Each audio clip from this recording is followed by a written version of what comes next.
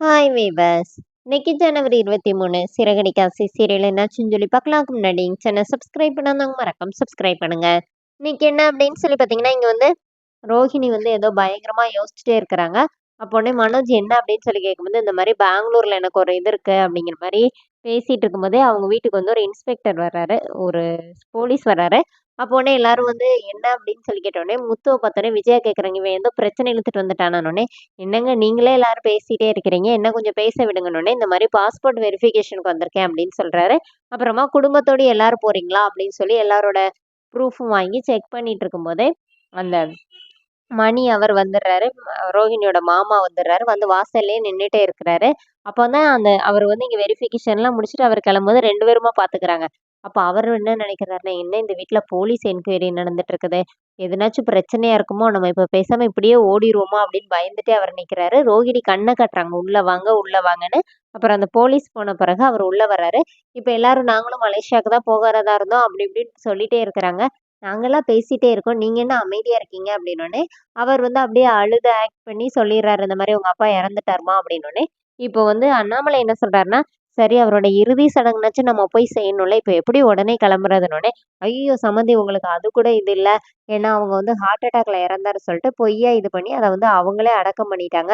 அதனால நமக்கு வந்து எதுவுமே கிடைக்கலன்னோனே, ஐயோ! எங்க அப்பா கடைசியா பார்க்க முடியாம போயிடுச்சுன்னு சொல்லிட்டு ரோஹிணி மயங்கி விழுந்துடுறாங்க. அப்புறமா விஜயா எல்லாரும் சமாதானப்படுத்துறாங்க. இப்ப அவரும் கிளம்பிடுறாரு. இதுல விஜய் அவரு அப்ப சொத்தெல்லாம் அப்படின்னு கேட்குறாங்க. அப்ப அண்ணாமலை திட்டுறாரு. இந்த நேரத்திலேயே சொத்த பத்தி கேட்பேன்னோனே, இல்ல அவருக்கு ஒரே பொண்ணு தானே. அதனால கோர்ட்ல கேஸ் இருக்குல்ல. அது முடிஞ்சோனே எல்லா சொத்தும் பாப்பாக்கு தான் வந்து சேரும்னு சொல்லிட்டு அவர் அங்கிருந்து கிளம்பிடுறாரு. இங்க என்ன ஆகுதுன்னா, ரோகிணி வந்து அழுதுட்டே இருக்காங்க மனோஜ் கூட சேர்ந்து. மனோஜ் வந்து நாளைக்கு வேணா நான் ஷோரூம்ல லீவ் விட்டுறேன் அப்படின்னோனே, இல்ல இல்ல அதெல்லாம் நீ லீவ் விட வேண்டாம். ஒரு நிமிஷம் கூட வேஸ்ட் ஆக்க கூடாதுன்னு அப்பா சொல்லுவாரு அப்படின்னு சொல்லி ரோகிணி இங்க பேசிட்டு இருக்காங்க. நைட் என்ன ஆகுதுன்னா, இங்க வந்து முத்து வந்து மீனா கிட்ட பேசிட்டு இருக்கிறாரு. முத்துக்கு பயங்கர டவுட்டா இருக்குது.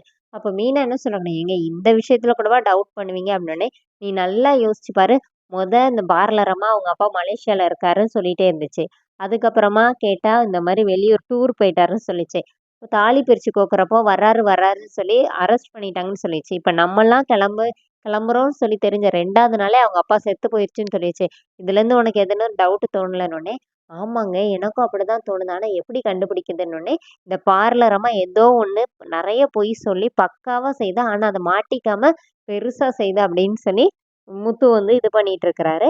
இங்க என்ன ஆகுது அப்படின்னு சொல்லி பார்த்தீங்கன்னா, ரோஹிணி வந்து அடுத்த நாள் வந்து வித்யாவோட வீட்ல போய் உட்காந்து இவங்க 3 பேரும் அவங்க மாமா நடிக்கிறார்ல, அவங்க 3 பேருமா உட்காந்து பேசிட்டு இருக்காங்க.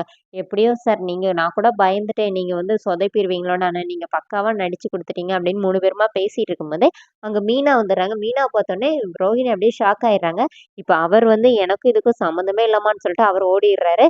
இப்ப ரோஹிணி கிட்ட வந்து நீங்க இவ்வளவு தூரம் ஏமாத்திருக்கீங்கல்ல வீட்ல உள்ளவங்கள, உங்கள நான் சும்மாவே விட மாட்டேன். இப்பவுமே அத்தை, மாமா கிட்ட போய் சொல்றேன்னு சொல்லிட்டு கிளம்பும்போது, ரோஹிணி வந்து அங்க கத்தி இருக்கு. அத வந்து மீனாவோட கழுத்துல வச்சு பிடிக்கிறாங்க. அப்போ உடனே மீனா என் கைய என்ன பூ பறிக்கும்னு நினைச்சீங்க பூ கட்டுற கைன்னு நினைச்சீங்களான்னு சொல்லிட்டு, அவங்கள வந்து மீனா வந்து ரோகிணிய பிடிக்கிறாங்க.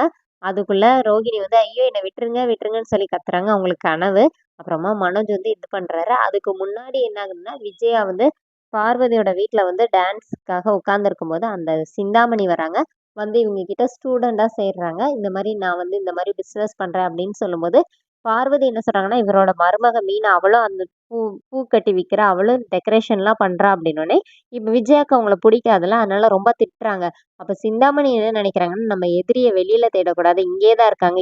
இந்த அம்மாவ வச்சு தான் அவள வந்து இந்த தொழில்லேருந்தே விரட்டணும் அப்படின்னு முடிவு பண்ணிட்டு அங்கருந்து கிளம்பி போறாங்க. அதுக்கப்புறம் தான் இந்த கனவு சீன் வருது. அதுக்கப்புறம் இங்க என்ன ஆகுது அப்படின்னு சொல்லி பார்த்தீங்கன்னா, ரோகிணி வந்து காலையில வந்து என்ன ஆகுதுன்னா ரோஹிணி இது எல்லாத்தையும் வந்து வித்யா கிட்ட வந்து சொல்றாங்க. அப்ப வித்யா என்ன கேட்குறாங்கன்னா, "ஏய் நல்ல வேளை அதுல எனக்கு எதுவும் அடி எதுவும் படலல்ல" அப்படின்னு சொல்லி கேட்டுட்டு இருக்காங்க. இப்ப அவங்க அம்மா ரோஹிணியோட அம்மா வந்து அவங்க அப்பாவோட ஃபோட்டோவ எடுத்துட்டு வராங்க. "இந்த ஃபோட்டோ இப்போ உனக்கு எதுக்கு? நீ தான் உங்க அப்பா மலேசியால இருக்காருல்ல சொல்லியிருக்க" அப்படின்னு சொல்றாங்க. அதோட என்னோட எபிசோட் ரன் பண்ணிட்டாங்க. நாளைக்கு என்ன அப்படின்னு சொல்லி பார்த்தீங்கன்னா, முத்து, மீனாவும் அந்த தாத்தா, பாட்டி அவங்க கிட்ட பேசிட்டு இருக்கும்போது, அங்க 2 டிராஃபிக் போலீஸ் நிக்கிறாங்க. ஏதோ ப்ராப்ளத்துல ஒரு அம்மாவ கீழ தள்ளிவிட்டு அவங்க கீழ விழுந்துடுறாங்க. அப்போ முத்து தூக்கி விட்டுட்டு, "நீலாம் ஒரு போலீஸான்னு" சொல்லி போய் திட்டுறாரு. இப்போ முத்து ஸ்டேஷன்ல வந்து உட்கார்ந்துருக்கிறாரு. எதுக்குன்னு தெரியல. ஆனா உட்கார்ந்துருக்கிறாரு. இப்ப அதே டிராஃபிக் போலீஸ் அங்க வராரு. "நீ பெரிய இவனாட்டம் அங்க பேசுனல்ல, இப்போ உன் தைரியத்த இங்க காட்டுடா" அப்படின்னு சொல்லி முத்துக்கிட்ட கேட்கிறாரு. அதோட என்னோட எபிசோட் ரன் பண்ணியிருக்காங்க. தேங்க்